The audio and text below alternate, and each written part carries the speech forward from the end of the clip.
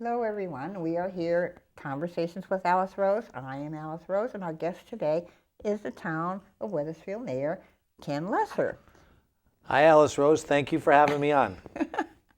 And we want to discuss something about your plans for overall planning for, various things going forward that you have as objectives for your administration or this town council's administration. What Sure. is the long view of what you're trying to achieve now? Yeah, so thank you so much for having me on. I'm excited to be here. And let me talk about three things. One is education, two is economic development, and three is senior or elderly issues. So those are three of my priorities. So first in the area of education. Education and the schools are a front porch for every community. A lot of people choose the town they live in based on the quality of the schools. In Wethersfield, we have good schools, but we need to upgrade and update our elementary schools. And we're going through a process right now of sending out a request for a proposal, RFP, for a consultant to look at our elementary schools again. We had a referendum a couple years ago. It didn't pass. We're looking to bring a referendum back hopefully next year. So that's number one. May I ask a question about that? Of course. How do you feel about neighborhood schools? So I generally am in favor of neighborhood schools. I think they're important. People walk to school, get driven to school, and they know their school. So in general, I'm in favor of neighborhood schools. Well, I think that some people at Charles Wright feel very threatened that school system is going to be pulled out of their neighborhood, and that everyone will have to bust. So Alice Rose, you are familiar with the issue. So last referendum in November of 2022, on the referendum was to close the Charles Wright School. And I think the cost might have been the number one reason that it did not pass, but I think a big reason was the Charles Wright families did not like that. We're going to see what the consultant comes back, but I hope we don't have to close a school. We'll see what the recommendations are, but it's a great point you bring up. Well, okay, because I myself remember, my school, and I think that it would not have been the same. It allows the community to coalesce around sort of a meeting place. Yes. In each neighborhood, and rather than distant. You're absolutely right, and I think people get an attachment to their neighborhood school, and I think that's important. And as a student, I think that's important, and as a family, I think that's important. You're right. I'm impressed about one thing is you really put yourself out there. You're available to people. It's easy to access you. You're here at the community center. You're about, and I like that. Well, I love this job. This is the best job I've ever had. Now, it's not a paid job. It's a volunteer job. But I really enjoy it. I love the people of this town. It's not always easy. We had a difficult issue a month or so, a little over a month ago, beginning of June. But the people in this town are fabulous, and I like being everywhere I can get to. So thank you for that. So do you want me to mention the other two things? Go ahead. So we talked about education. Now I'm going to talk about economic development, which is a big thing. We have to expand the tax base. In Wethersfield, our taxes are a little high compared to our nearby towns, and I hear about that from residents. Of course, I already knew that. But one of the challenges we have is our tax base is about 90% residential and about 10% commercial. That's not a great mix for us. So we have to raise the commercial. So what we're trying to do is bring in new businesses and also to make properties high performing. So let me give you a couple examples. Recently, the auction house sold, which has been vacant for a long, long time, over 15 years. Which one are we talking? Over on Mill Street? This one is on 245 Church Street. Okay. It's sold. It's sold. It straddles Silestein Highway and Old Wethersfield.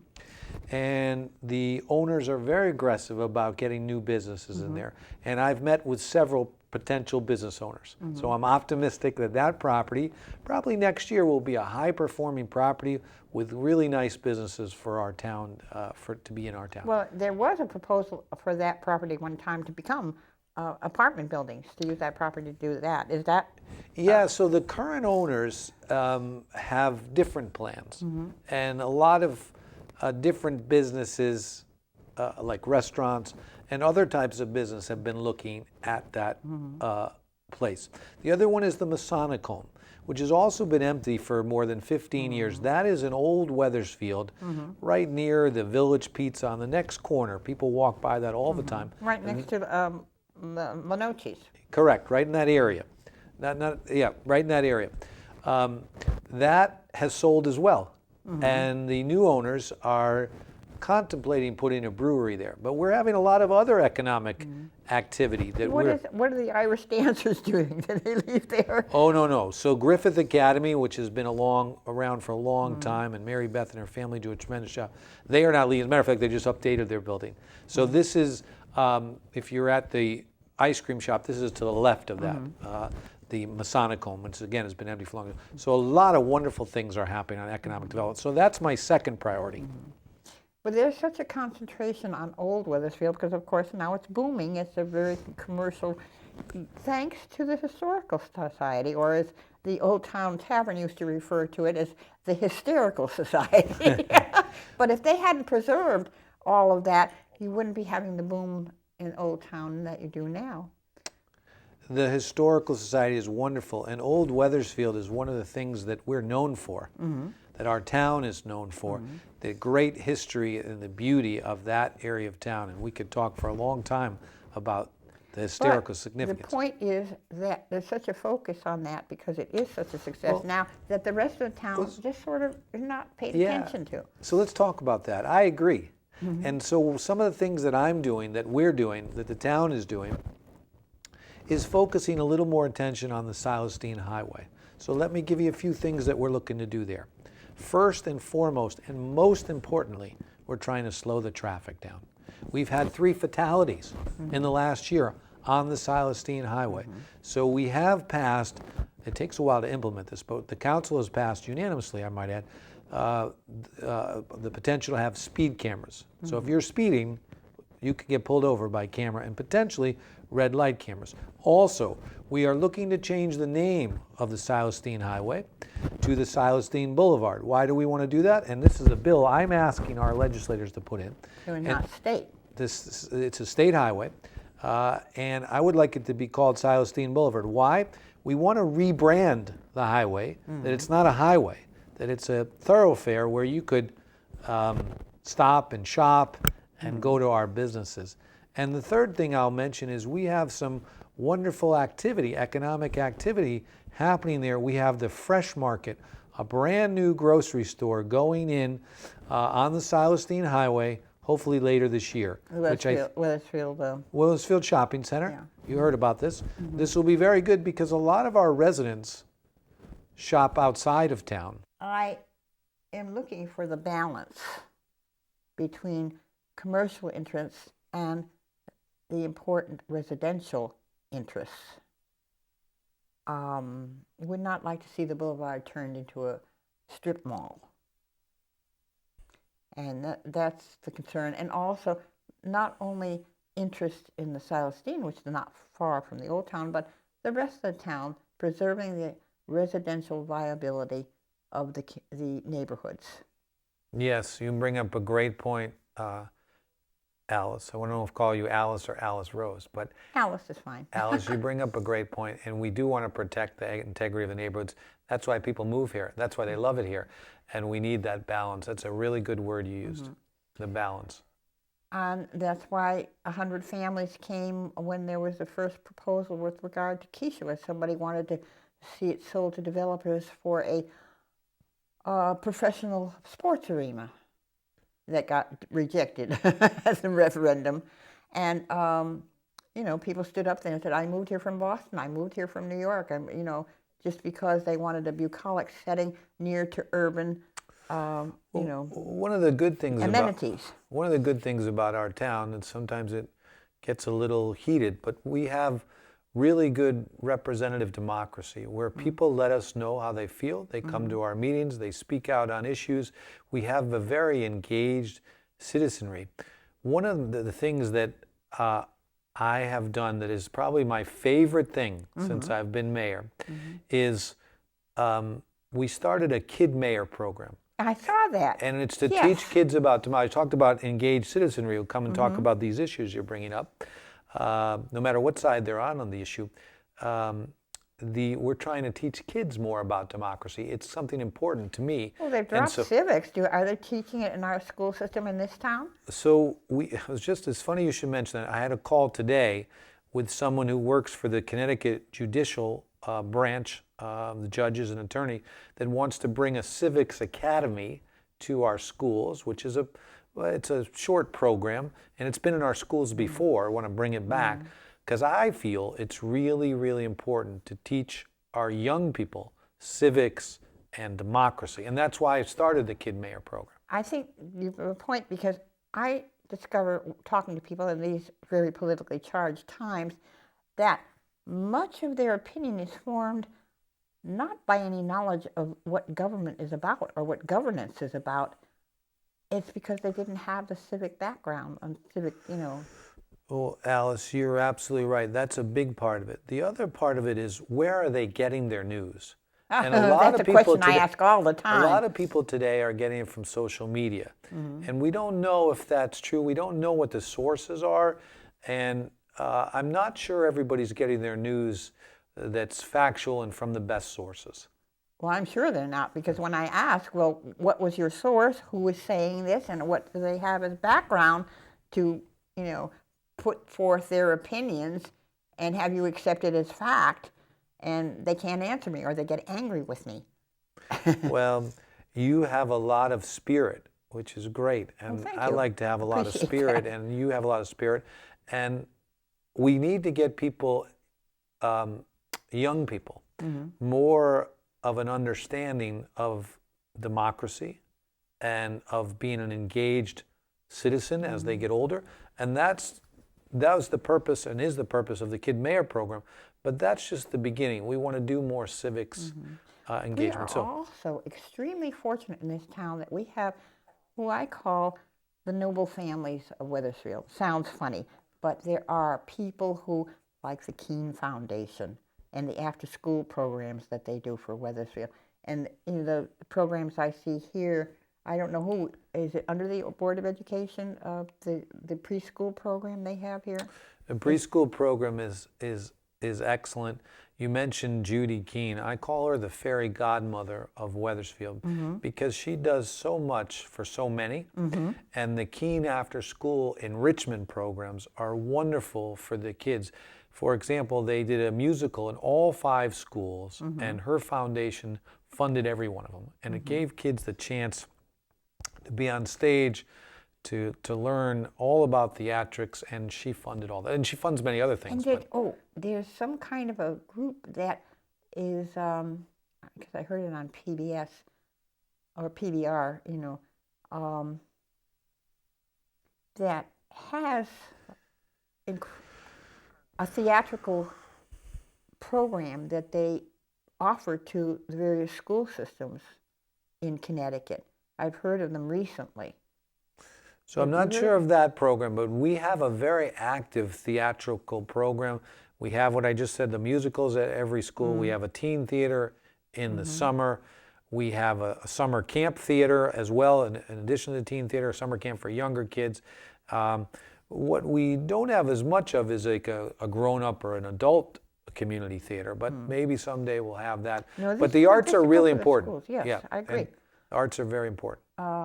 Well, there's a Shakespeare program that's going to start. The Shakespeare's program, August 7th to 17th, with live, free. Oh, that's my birthday, the 7th. Happy birthday early. Thank you. Live, free Shakespeare performances right outside. Yeah, I hope I hope you can get there. Yeah, I hope so. Maybe too. on your birthday. Possibly. If I can find somebody to give me a ride. That's always a problem. Yeah, I'm sure you can. Anyhow, okay, what was the third We thing? can call me up if you can't get a ride. We'll find a ride for you. Well, anyway, I'll discuss that later. But anyhow, what was So I said economic development, education, right? And then we have to do more for seniors or elderly population. Okay. And we've talked about that. I've been to the senior center. I'm a member of the senior center. And I'm sure that Bob Young would agree with you. I call him the town gadfly. Well, the senior center is run down. would like us, and we've tried, it's not easy, I'd like to get some state money. We've applied, but we're working on it to get some money there. I don't think our facility is as good as Rocky Hill or Newington. It isn't. Let's just be blunt. I'm sure it's not, yeah. But we do have wonderful programming there. Amy Dignati does a great job with the program. With her helpers have been fantastic. Yeah, I go to as many programs as I can. They just had one with a cookout and a musical on Monday, and I saw you there, of course. And they do wonderful program, and Amy does an excellent job. But I wish the facility was nicer. Well, it's a roof over our head. Of course, the air conditioning went out today. The other thing I'd like to explore is some type of, so we have tax breaks for elderly and veterans and people who are disabled. It's based on income levels. So if you're elderly and you have millions of dollars, you're not going to qualify, or you make millions of dollars. But we have income levels, but I'd like to see us raise those a little bit so more people can qualify who are elderly or a veteran disabled. And we're going to look at that. It is expensive to do that because if we raise those limits and those groups, the veterans, the elderly, and people with disabilities, if they get a tax break, others potentially pay more. But I think it's very important to look at that. Now, so that's all stuff for the elderly. Okay, and housing, that area over by Longview and what that's considered the what we used to call the projects, actually was housing that was built for returning GIs from World War II, and now has been morphed into other people's need. What is it? How does that exist now? So we have some places that are subsidized housing, and the way most subsidized housing works is you pay according to your income and you're subsidized after that, and it's usually a percentage of your Social Security check. So it's oftentimes a third. But you pay a subsidized amount based on what your income is, generally based on Social Security. So we have subsidized housing. A little bit separate from that, although sometimes people get it mixed up, is affordable housing.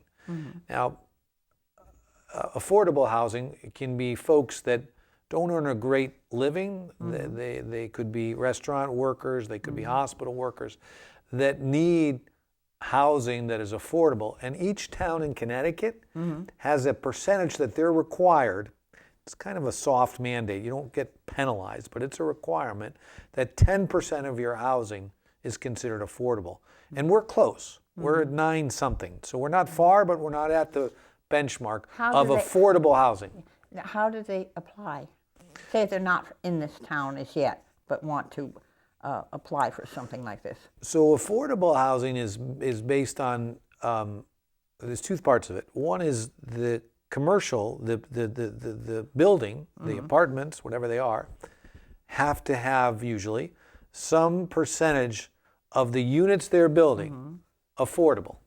So people that maybe have a little bit less means can't afford to live there. And that's a requirement usually when you build new housing in Connecticut. And certainly here in Wethersfield, we've seen that with the Borden and with other projects.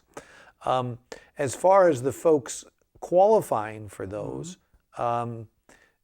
subsidized housing, that is a percentage of affordable housing, anybody can go into those technically. Yeah, but who do they apply to, for instance? No, you just go to the commercial building, the business that's renting the apartments. Oh, okay. And you want to apply for one of those. And they want freestanding? There's nothing freestanding? Well, like in the so-called projects, as they were once called? You talking about single-family homes? Yeah. Not that are under what you would call the affordable housing plan. Did the town sell all those little duplexes? Because most of my brothers started their home owning there. Which complex you're talking about? Well, as I said, over on Longview and back in there, the housing that was built. Yeah, after those World War II. those subsidized housing, those are all full. There's wait lists for those. And it's I've been over there. It's they do the best they can, those that manage it, but it's not they feel badly. Some of the people that live there have had tough luck in life or tough times. So we need to do more for our seniors. And that was that one. And then, we talked about this already. I'm a big believer in getting the kids more involved or more understanding of their government, civics.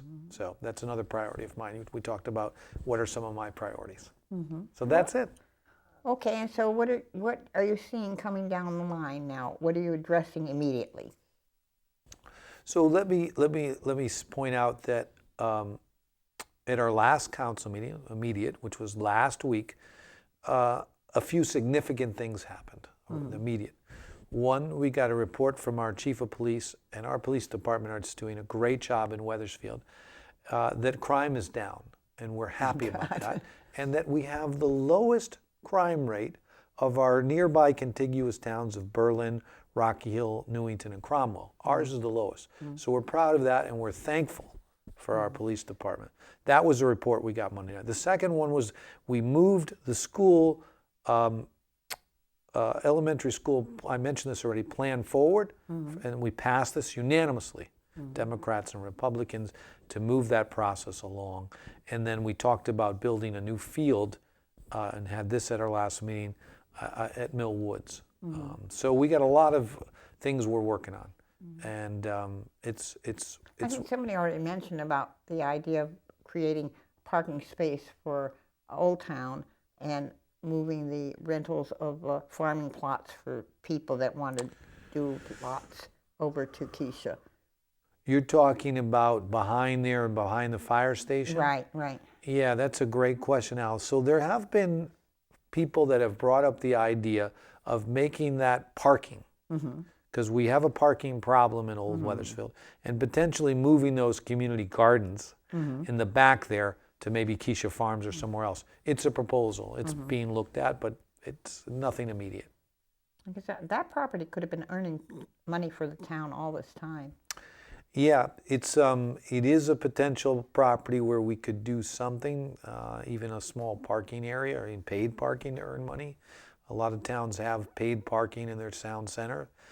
We're looking at it. I mean, when you're in government, you try to get as many facts and information, and you try to make the best decision. Well, that's good, because you seem to be very organized in that direction to get your facts from, reliable sources.